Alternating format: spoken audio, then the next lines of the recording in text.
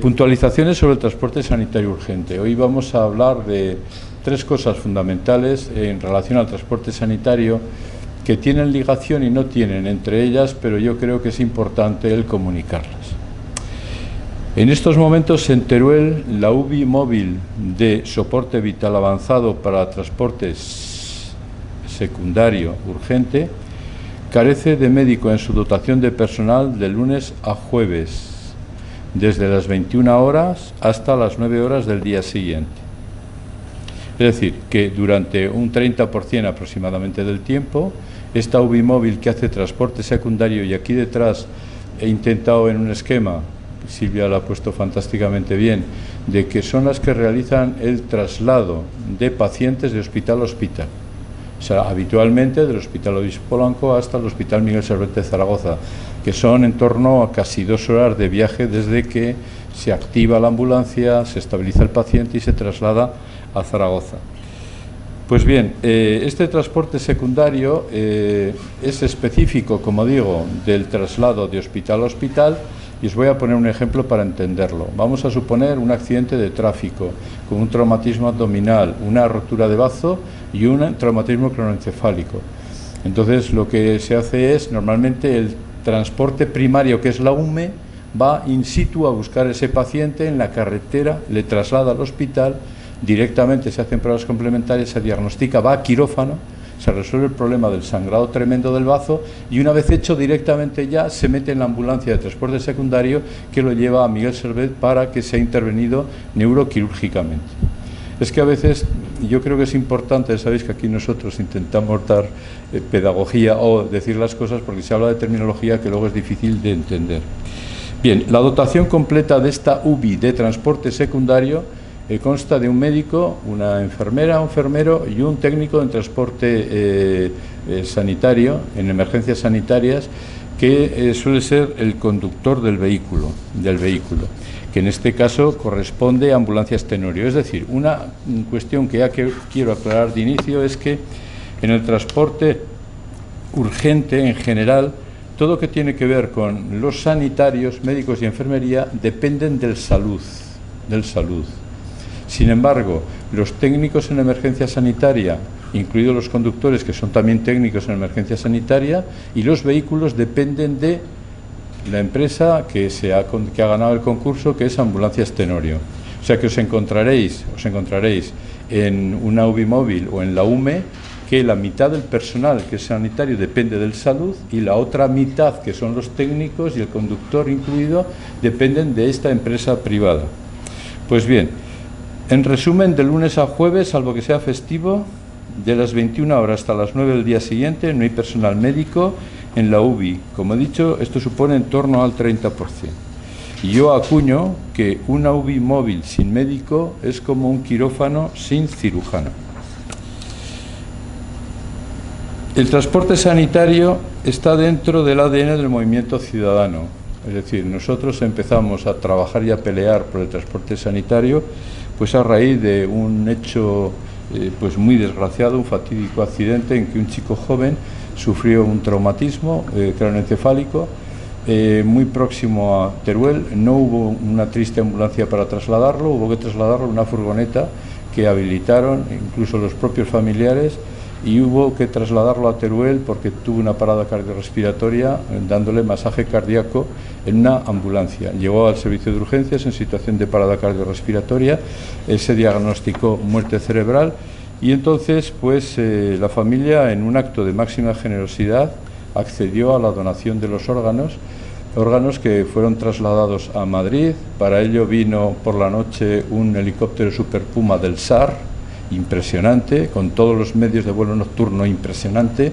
Y insisto, yo que estaba en aquel momento de guardia en la UCI y coordinador de trasplantes, los que habéis estado allá, lo he contado más de una vez, a mí me dejó marcado para toda mi vida. Es decir, un chico joven obtuvo una triste ambulancia para que pudiera ser trasladado en unas mínimas condiciones a Teruel, y sus órganos, que dieron vida a 2 personas al menos, sí que es cierto que fue trasladado pues en las condiciones óptimas, en un sistema de transporte más rápido y eficaz. Esta plataforma surgió entonces, Plataforma Pro Helicóptero y Transporte Sanitario, para reivindicar UBIs móviles y el helicóptero medicalizado.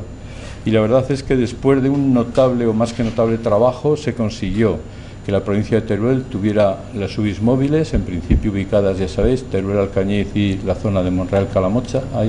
Hubo un problema que compartieron al final y eso se resolvió. Y de alguna manera esto fue un logro, y el helicóptero medicalizado exclusivo para Teruel, que está en la zona del Coscojar, saliendo hacia Valencia a mano derecha, por donde la hípica. Bien, esto, el 061 fue instaurado en Aragón en el año 2000, previamente ya estaba funcionando en otras comunidades, y la instauración del 061 sí que ha supuesto un antes y un después en la atención a la urgencia y en la emergencia y al transporte sanitario. Pero hay que decir que la primera UBI que se instauró en España fue en la comunidad de Andalucía, en Sevilla concretamente, porque había un médico muy inquieto, un médico militar, Álvarez Leiva, y pues la verdad es que yo tuve la suerte de conocerle, y este fue el que primero instituyó la primera UBI móvil en funcionamiento de España.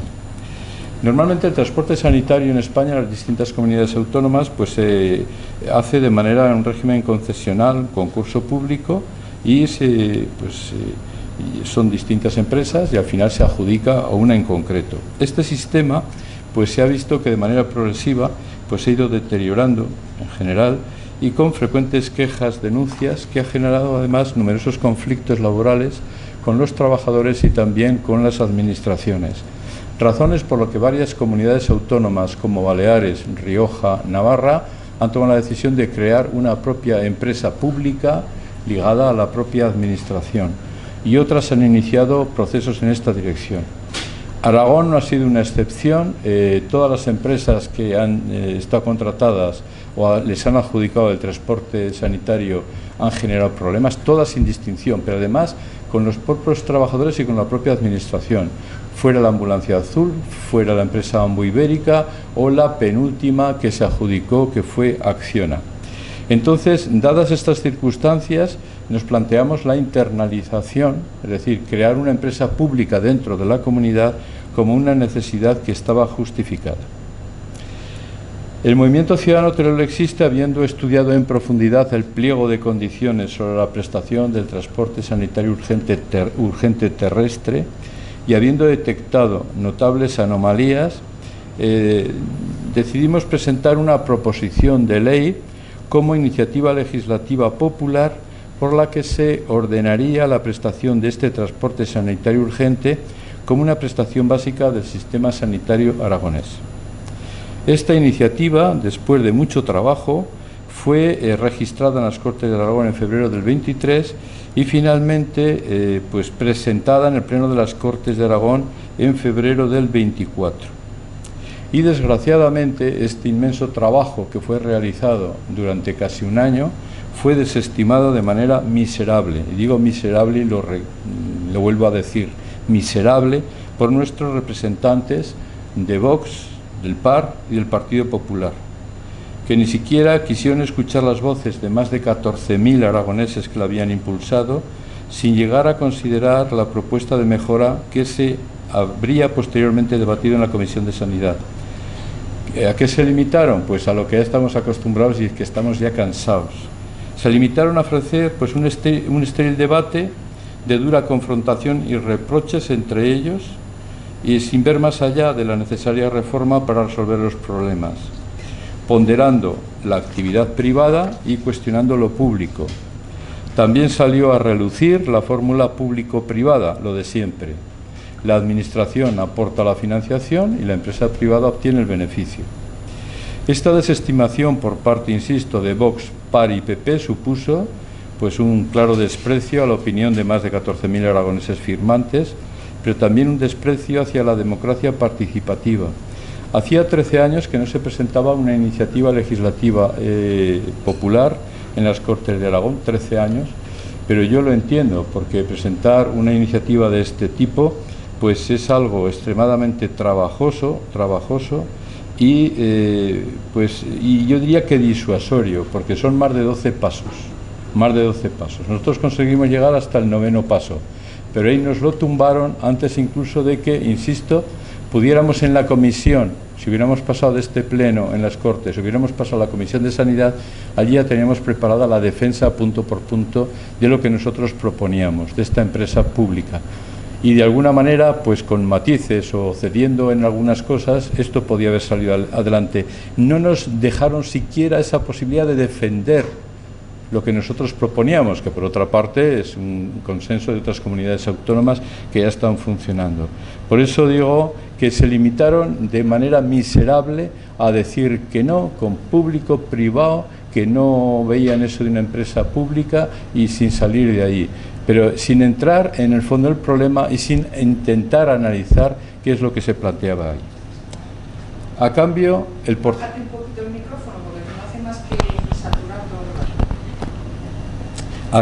portavoz del PP, un diputado por Teruel, expuso que se pondría en contacto con los portavoces de sanidad de los distintos grupos parlamentarios para hacer un seguimiento de la evolución y cumplimiento de las condiciones estipuladas en el pliego de adjudicación por la parte de la empresa adjudicataria Ambulancias Tenorio, y que de forma periódica se daría cuenta en el Pleno de las Cortes. La realidad es que un año y medio después de ese anuncio en las Cortes, este día que se presentó esta iniciativa legislativa popular, pues ni se ha reunido con los responsables de los distintos grupos parlamentarios para tratar este tema, ni se ha planteado o expuesto en el Pleno de las Cortes de Aragón la situación del transporte sanitario, ni tampoco ha habido comparecencia, que habría sido lo ideal, de la gerente del 061 como conocedora de la situación del transporte sanitario urgente en Aragón.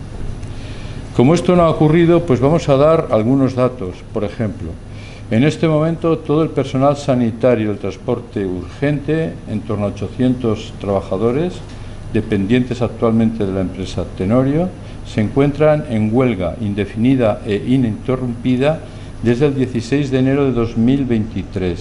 Es decir, llevan más de 900 días de huelga continua e ininterrumpida. ¿Pero qué pasa? Que al ser un servicio urgente ponen servicios mínimos del 100%, de forma que a la población pues no le llega esta sensación como que todas las ambulancias que nosotros vemos que están pasando delante de nosotros pues son trabajadores que se encuentran en huelga. En noviembre del 23 el Salud y Ambulancias Tenorio firmaron una modificación del contrato de transporte sanitario urgente, es decir, que en aquel momento 23 bases pues únicamente estaban operativas desde las 9 de la mañana a las 21 horas, pero claro, la enfermedad no admite horarios ni tiene límites, y entonces pues también a base de mucha presión se consiguió que estuvieran operativas las 24 horas del día, pero esto suponía pues aumentar el número de trabajadores aproximadamente y contratar a 100 trabajadores más.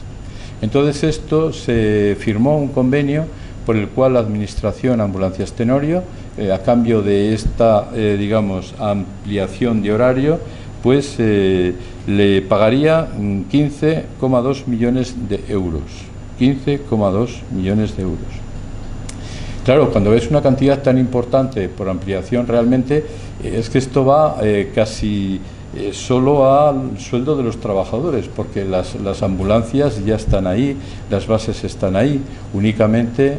Sí. 15,2 son además de lo que... Además de, sí. Además de los 126 creo que eran, ahora con eso se ponían en 142 millones para los 4 años. Entonces, pero que esta ampliación, como digo, prácticamente iría solo a lo que es el salario de los trabajadores.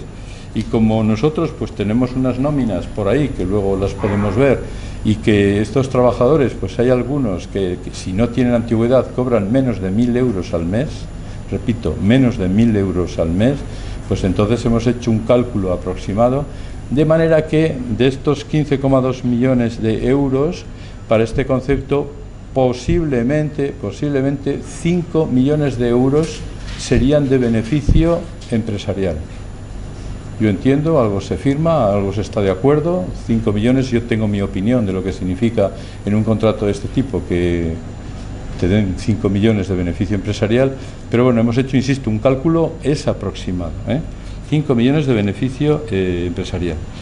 Pero es que también están en huelga indefinida los trabajadores del transporte sanitario programado, es decir, estas ambulancias que van a buscar pacientes para hacer diálisis, o que no se pueden desplazar los pacientes, o que se les lleva, que han tenido un problema de una fractura y les llevan a su pueblo, o que tienen que ir a Zaragoza a radioterapia, etcétera. Es decir, no es transporte sanitario urgente, pero también están en huelga el mismo tiempo que el transporte sanitario urgente, es decir, que llevan también 900 días de huelga el otro transporte sanitario programado, que es de otra empresa, De manera que podemos afirmar que en estos momentos hay más de 1000 trabajadores en huelga indefinida desde hace más de 900 días.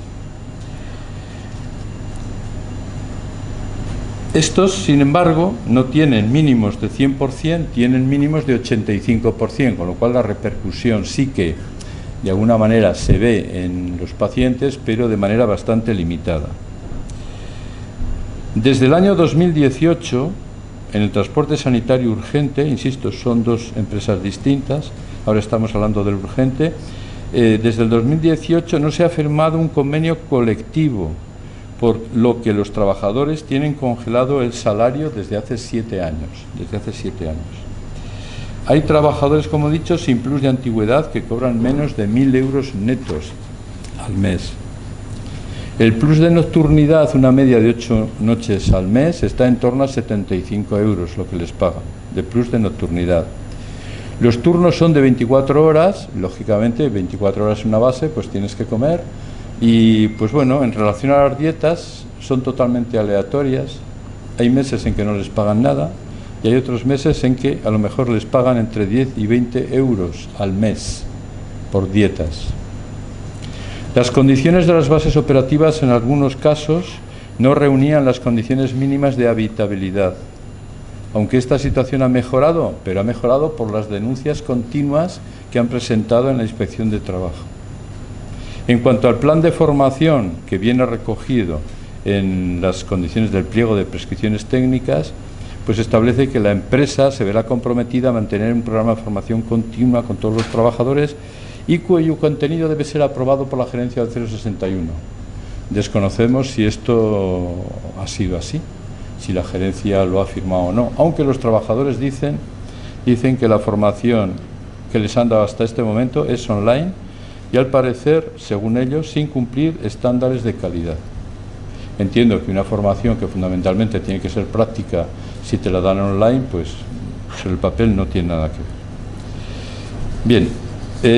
Para finalizar, mañana día 8, el 061 tiene previsto realizar una jornada divulgativa en la Plaza San Juan de Teruel, y yo querría pues invitar a los turolenses a que acudan y participen en ella, ya que pues además de poder ver in situ lo que es, por ejemplo, una ambulancia de soporte vital avanzado, conocer la instrumentación que lleva, el monitor, desfibriladores, respiradores, pulsiosímetros, etcétera, es decir, sistemas de inmovilización, eso está muy bien verlo y cómo lo tienen todo perfectamente. Tengo que decir que el 061 funciona muy bien, y que los profesionales sanitarios tienen altísimo nivel de cualificación con formación continuada.